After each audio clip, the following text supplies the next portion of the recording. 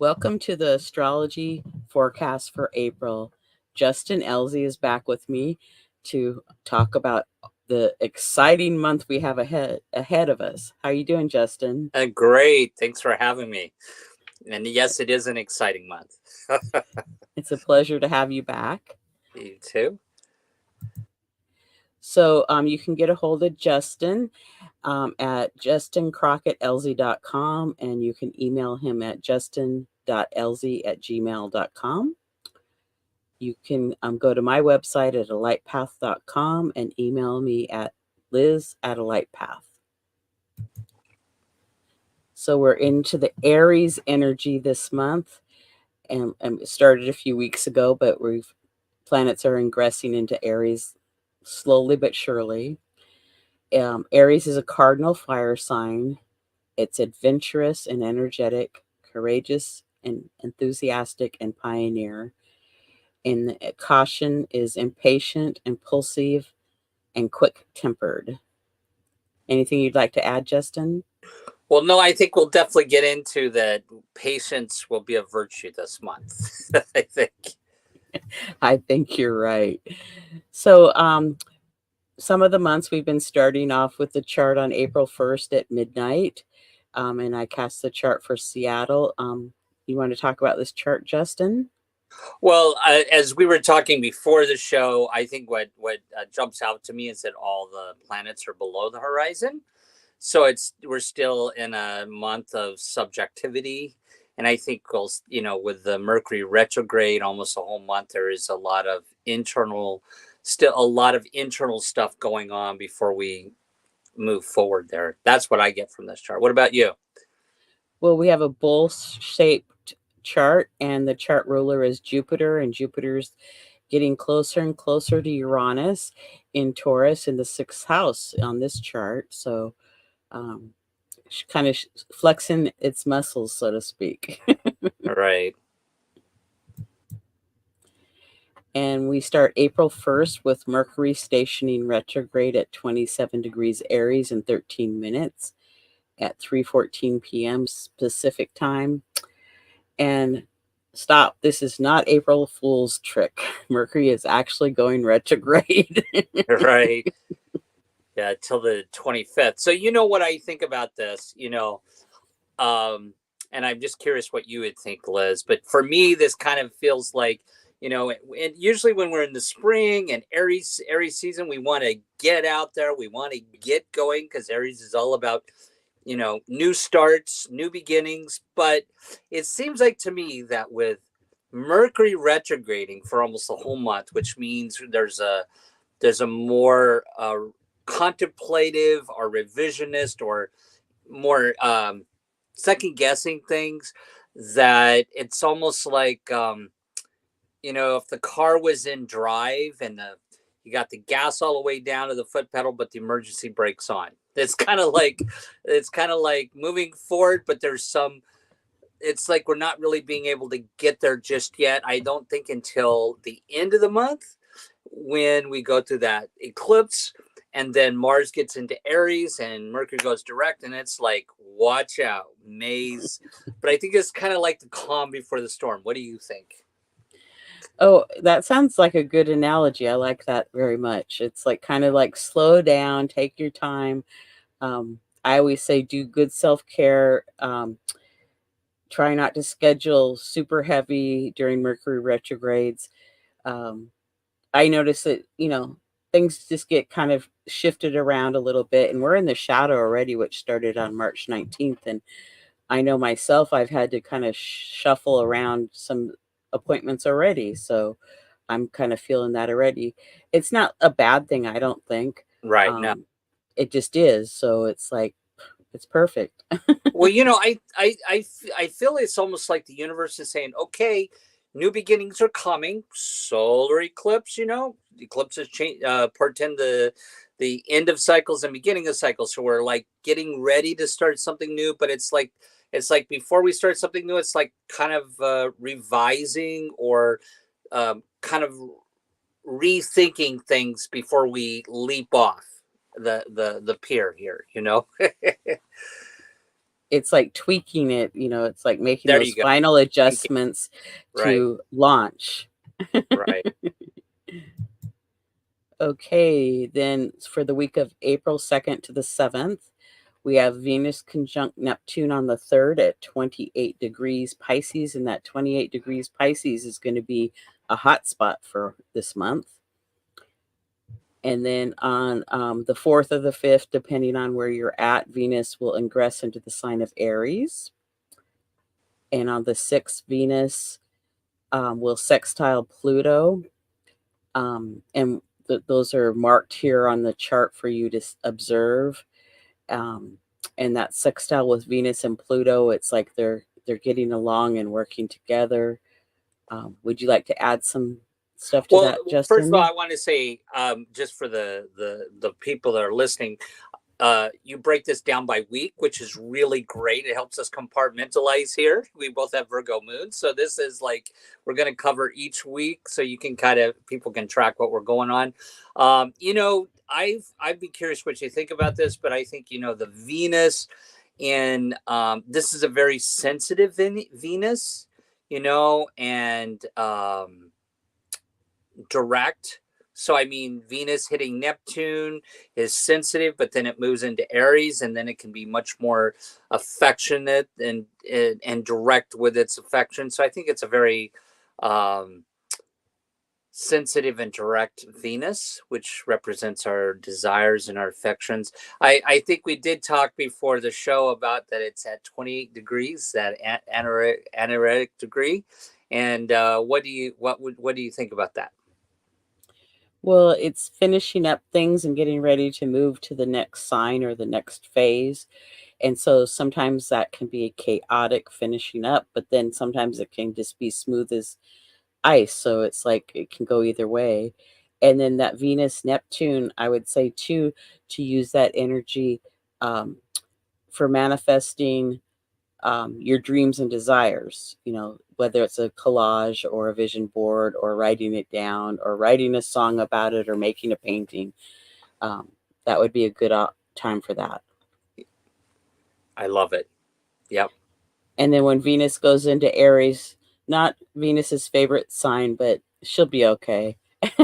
That's right, because Venus is exalted in Pisces. So yeah. Exactly. And, then to go into a fire sign, it's like, ramping her up a little bit. It's like she has to move a little faster than perhaps she wants to move. Right. Anything else about the Venus sextile Pluto? No.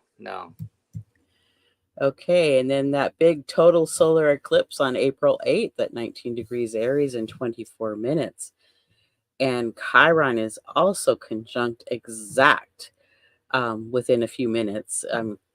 So I just call it exact because 6, 7 minutes, it's like that's pretty close. Yeah. There was something that I meant to mention about the first chart, and it's coming back to me now here. So at the very beginning of the month, oh, you didn't have to go back there. Oh, we At the can. very beginning of the month, Lilith is on that south node in Libra. And as we've talked about in prior shows, this is the year or season of relationships and self, right? Libra and Aries.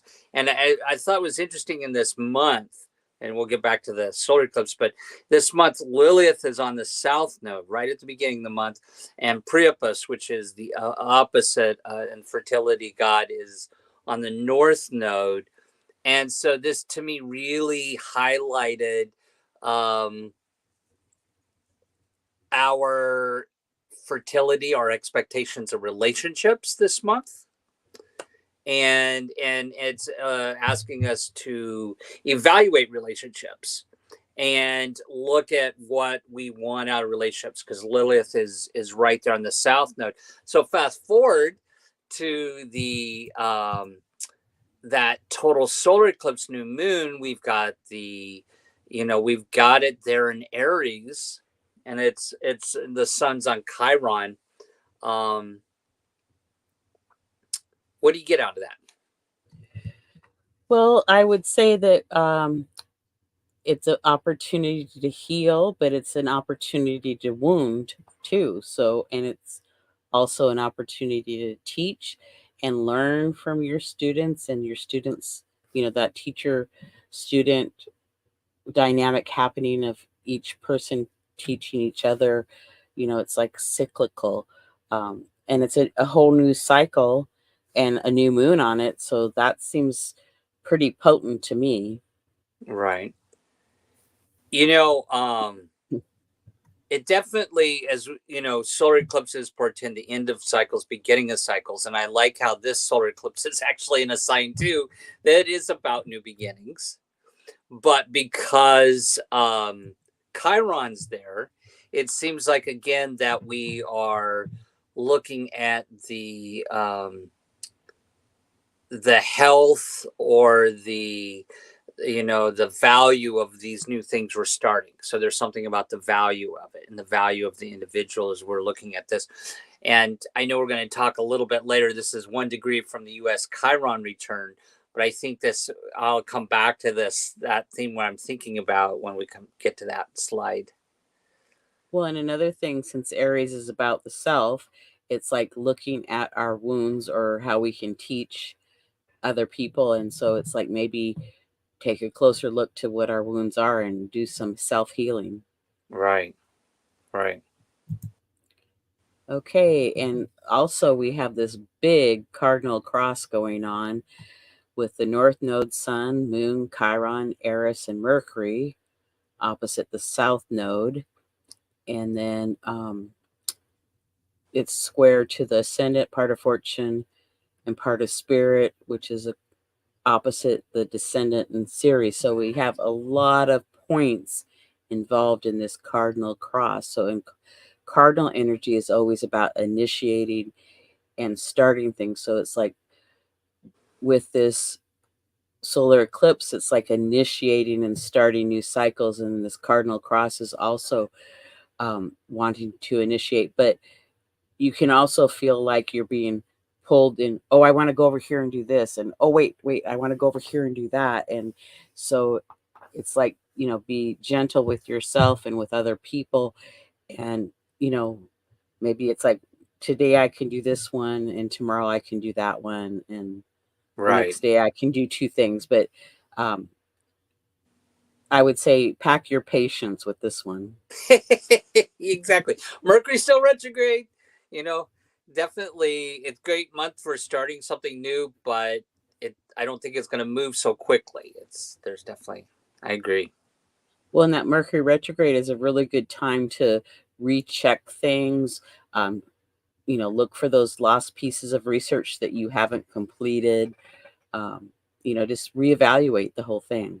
And with Chiron and Aries there on that could mean that some of the new things we want to start, maybe not everybody's going to value that, or we need to look at the value of it and not second guess our own value or the value of the new thing that we're starting. So, not to let Chiron trip us up there, I would say. Well, and Aries rules the head, and so we could be learning new things about the brain. It's like we could learn like some new techniques or how the brain functions in a new way. So Yeah. that would be really exciting, I think. Yeah. Okay, I found a Victor Hugo quote. Nations like stars are entitled to eclipse. All is well, provided the light returns, and the eclipse does not become endless night. Dawn and resurrection are synonymous. The reappearance of the light is the same as the survival of the soul. That's a good Okay, quote. moving on to April 9th to the 15th. Do you want to start? No, you go ahead. Go ahead. Okay, so on the 10th, we have Mars conjunct Saturn in Pisces, and that's circled in the light green there. In this chart, it's in the 8th house. So Mars and Saturn together, I always think of the brake and the gas pedal at the same time. It's like um, you might lurch forward and then kind of spin the wheels, or it's like this It's like I want to go, but maybe I don't want to go. I want to go, maybe I don't want to go. Right. Yeah, Anything to add? this is indicative of hard work and strength. But yeah, I love your analogy there because Mars wants to go, but Saturn's like, hold on just a second. Little discipline. So, and in Pisces, one of the Sabian symbols for this talks a little bit about valorization. So there's something here about, let's say at this particular time you're wanting to start a new project, as we're talking about, but it's towards something greater, may have to put a little bit more discipline and hard work into it and sacrifice something for something new that you want to start with this new eclipse. But it means like hard work's involved here. I think that's what I see out of that, maybe. And keep going for it. Oh yeah, strength. Yeah. And then on the 11th, the sun is conjunct Mercury, and we call that Cazimi. And it's in the heart of the sun, and that's at 22 degrees Aries. And that's circled, I think, in the orange there. Yes, it is. Yeah. And before the show, we were talking about this, and I kind of have this visual picture of Mercury backing up into the sun, and then it kind of whoosh, Kazemi, right? And it's almost like, okay, if that Mercury's thinking about, I need to revise a project, and all of a sudden the sun, the light comes on, and Kazemi, it's almost like I change my mind about something, or some ideas highlighted. I think it's a really good thing for a Mercury retrograde. It almost brings new ideas, possibly with how we're contemplating things. Yes, I would suggest paying attention on the 11th, because the 11th is a master number and it's at 22 degrees. So that's another master number. So some really cool information might come forward. Might be a really good day to meditate also. Yeah. And then on the 12th to the 16th, the moon is out of bounds again. So emotions could be a little high, or just not acting how your friends and your colleagues would act. And so just have patience for yourself and all of them also. And then on the 15th, Mercury is conjunct Chiron at 19 degrees Aries. So I would say, be kind with your words to yourself and others, because we can be mean with our words to ourselves too. Yeah. Anything else you'd like to add? Well, along the lines of, let's say we're starting new beginnings, new projects, and because Mercury has that Kazemi with the sun, and then right after that it hits Chiron. It's almost like there's a lot of thinking going on about the value of starting something new here and new ideas. So it's a good brainstorming period during this Mercury retrograde, and so I think it's definitely part of the contemplation process there. Thank you. I had a question about the moon out of bounds, because we didn't talk about this beforehand. That's going to be in Cancer, correct? Because in this, it's in. Well, in 4 days, it should go through 2 signs. Yeah, so it goes through the end of Taurus into Cancer to Gemini, and so that out of bounds is what you're talking about, the motions there. So yeah. And then April 16th to the 21st. On the 19th, the sun ingresses into the sign of Taurus, and Mars will be sextile Uranus. So the sun will, be going into a new energy of Taurus, which is about our personal values, how we make our income. And then that Mars energy is working with Uranus in a cooperative manner, and it's across the Pisces, Taurus, those 2 signs. So that Mars could be, kind of egging Uranus on to make some more changes, which we already know that there's going to be a lot of changes a few days after that, or they could have already been started by then. So would you like to say anything about the 19th? Well, I would just say that's, to me, Mars and Pisces with Uranus and Taurus is almost like manifesting your dreams there, right? Yes. Kind of keep working on that energy of manifesting. Yeah. And then the 20th is a big day. We have Jupiter conjunct Uranus Yeah. at 21 degrees Taurus. The moon is opposite Neptune and the US Chiron return. So that's a lot in one day. Yeah. Yeah. Do you want me? So, Yeah, go ahead. yeah. So, what I was going to say about this, so, um, looking at the Hindu chart of this, the Jyotish chart, that there's a theme here. We talked about well, this Jupiter and Uranus. It's really going to expand change here.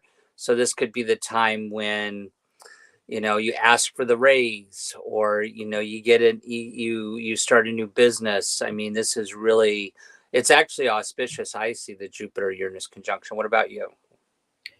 Yes, because it's in Taurus and it's like, okay, you know, maybe like I like the raise part, but it's like you could um if you have investments, maybe they'll do a stock split and you have more, or something will go way up in price and you just made something more. But it doesn't have to be money, it can be the value of your home rises or something. I mean, it can be so Right. many different things.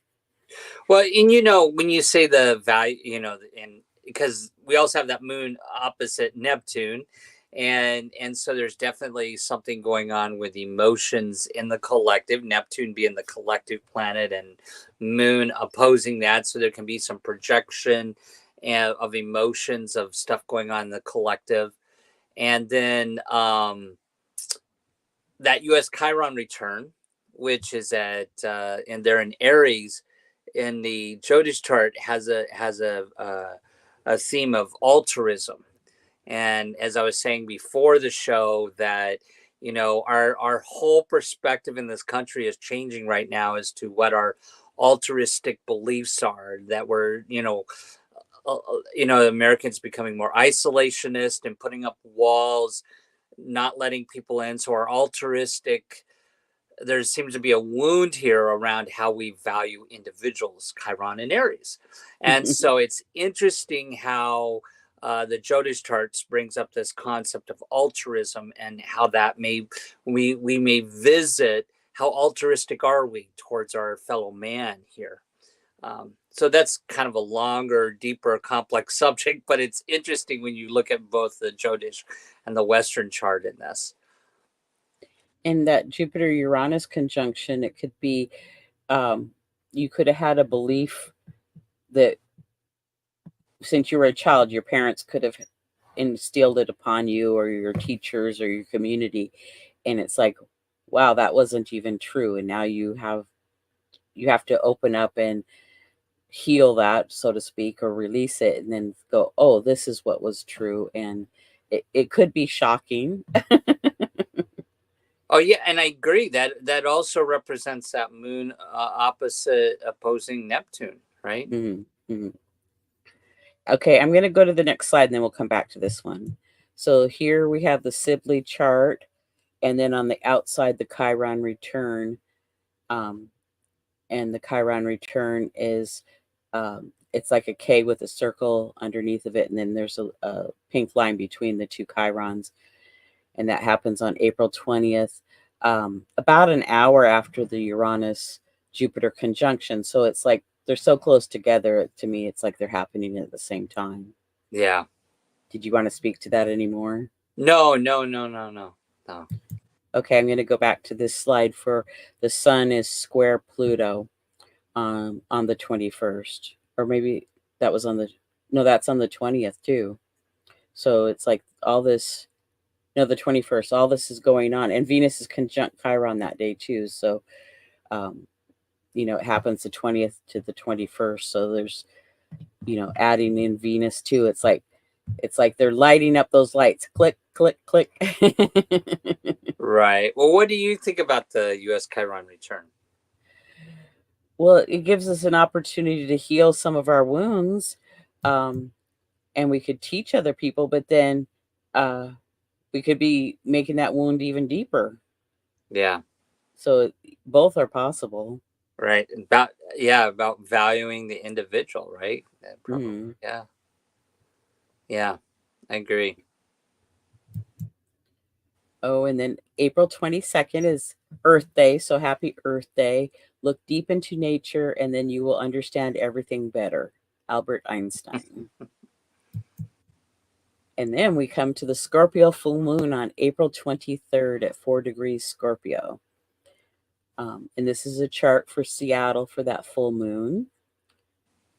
It's in Seattle, it's in the second and eighth house, and moon in Scorpio.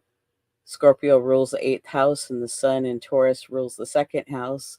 So it's like they've changed spots, so to speak. Right. Yeah. Not much So to say. But it seems mild in comparison to the solar return and all these other things that we've been having for I know it April. feels a little let down here. Wow, that's kind of it's a full moon.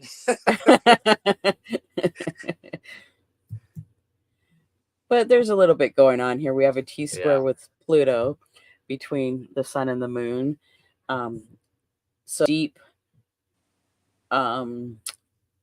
buried stuff can still rise to the surface to be processed with that T square.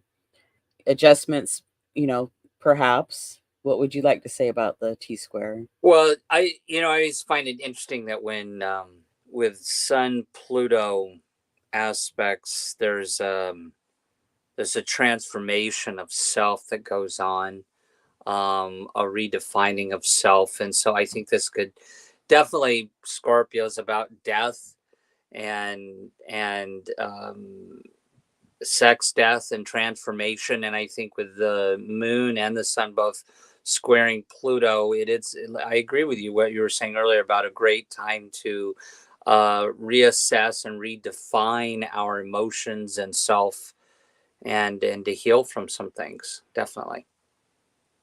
And then the moon is trine Vesta and the sun is sextile Vesta. So about what, our home and hearth is really connected to this full moon. So whether it's and to start beautifying our homes or change some colors or clean out our space or maybe even get ready for a move. Yeah, and I like that because it actually does portend better relationships with others. That sun and moon does. So there could be something that we release right around this period of time that either individually or collectively that we repair some relationships. Well, there could be some transformation or transmutation happening around this time also. Yeah. And then April 25th through the 27th, Mercury stations direct at 15 degrees Aries in 58 minutes. And then on the same day, the moon is opposite Uranus. So the moon opposite Uranus, and Uranus is still really close to Jupiter at that point. So you could say the moon is opposite Jupiter also because it's just like an hour and a half away from each other. So it's like really activating what has been brought to the surface or what has been changed. And now you might emotionally have to readjust to bring that all in. Right. I was going to say that this is also right around the time that Mars conjuncts Neptune on the 28th. Or that's on the next slide, isn't it? Yes. Mm-hmm. Yeah. Okay. And Sorry. then that's okay. Then on the 26th through May 1st, moon is out of bounds again. Mm.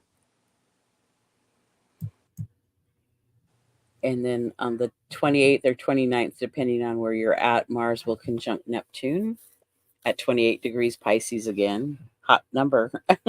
Yep. And I right degree. Yes. Yes. Change is afoot. And then on the 29th, Venus ingresses into the sign of Taurus. And Venus will be very happy here because this is one of the signs that she rules or is her ruler. So she'll be more comfortable there. So relationships could, be readjusting at this point. And then the 30th, Mars ingresses into the sign of Aries, and Aries rules Mars, or Mars rules Aries. So Mars will be really happy to be out of a water sign. Mars isn't too fond of water signs.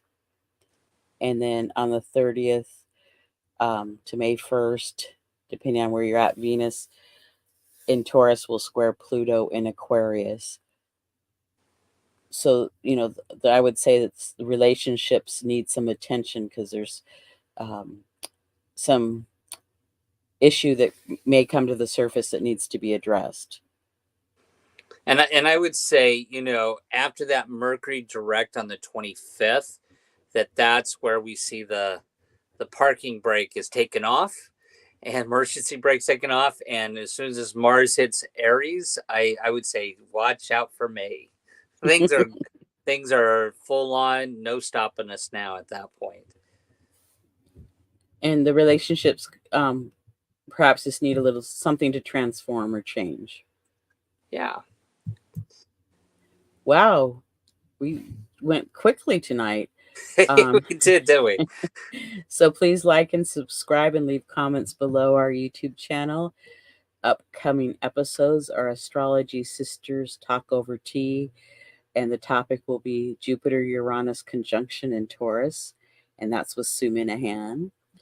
And then the Aries new moon will be on Talk Cosmos on April 7th at 1 p.m. Pacific time. And the full moon forecast in Scorpio with Justin and myself. And I'm sorry, that is not an eclipse. So that's a mistake that I made there. But we look forward to seeing you when we come back for that.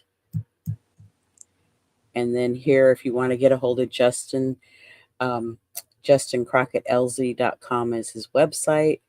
And justin.elzie@gmail.com is his email address. And my website is a light path, and you can email me, Liz@alightpath. So any last comments or parting words? I would say for me, the thing to tell folks for this month is this is a great month to keep going with the new ideas, start looking at starting something new for the spring. But this is also a month with Mercury retrograde to tweak things and to contemplate and to tweak your ideas before the end of the month. Just have patience. The universe is giving us a chance to to tweak our new things we want to start. Yes, and transform to move forward. Yay. What about you? What's your last thing you want to say? Pack your patience and breathe and meditate and take time for yourself. Enjoy the solar eclipse. Yes, and we look forward to seeing you next time. Thanks, Justin, for joining me. Thank you.